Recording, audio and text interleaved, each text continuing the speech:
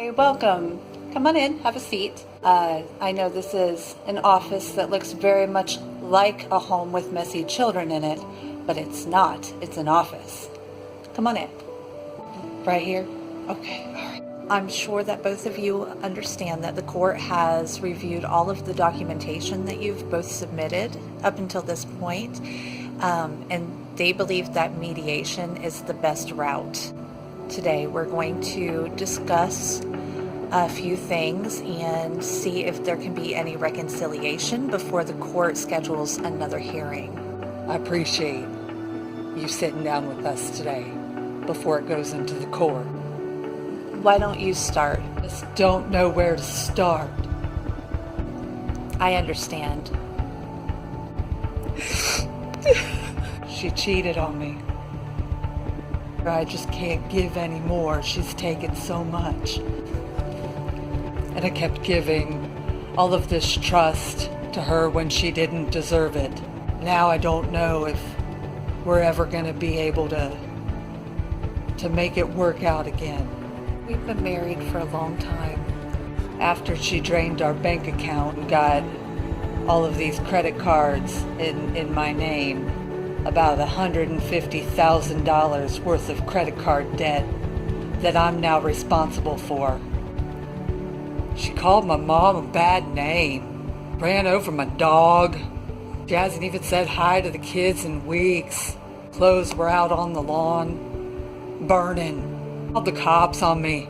Was gonna have me put in jail. Lashed my tires. She spit on my pizza one night.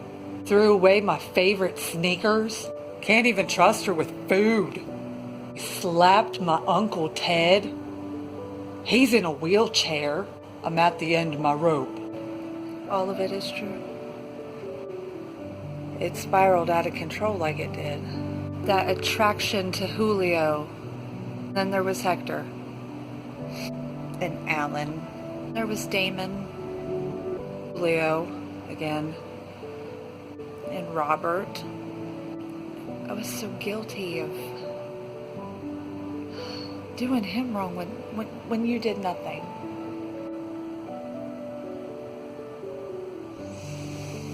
Do you believe that it's possible that your guilt might have been manifesting in different ways? Like you were taking it out on him? There's nothing that I can do to ever make it up to you. But can you find it in your heart to forgive me? Would you like another tissue?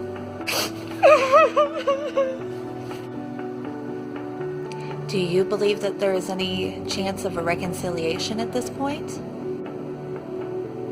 I'll break off all of my many adulterous relationships. There are so many that I can't even count that high. I'm willing to let all of it go. I know I shouldn't. But when we get home, I'll rip up the divorce papers. When we were in high school, we were friends and everything was great. He was dating this girl for a little while before we got together.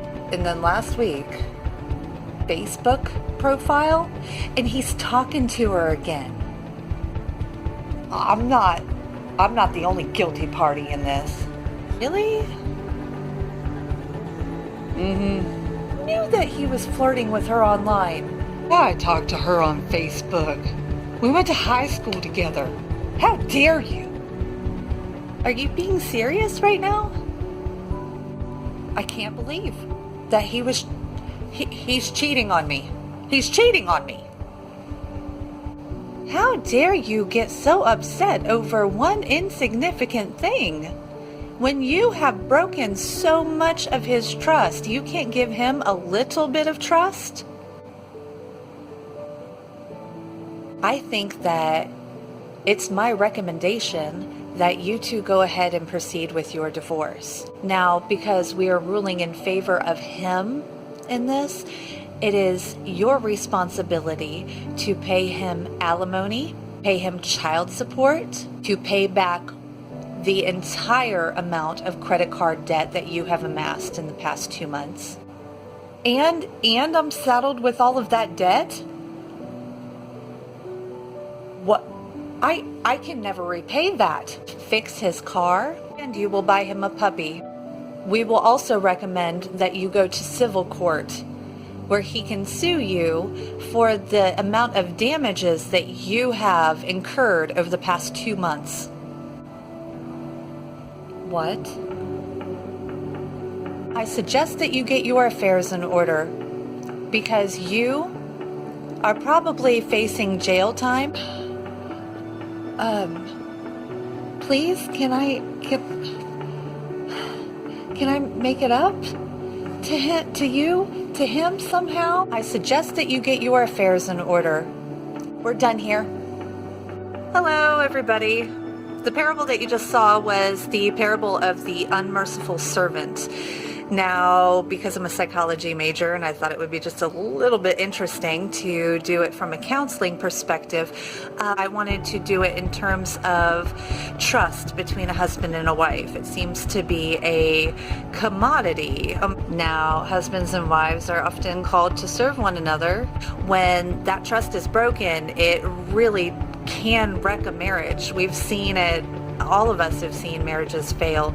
And once trust is broken, it's hard. Jesus was telling the parable of the unmerciful servant to his followers. He was trying to explain to them, and eventually us, forgiveness is such a huge part of the kingdom of God. It is the commodity of the kingdom of God between us, between God and us.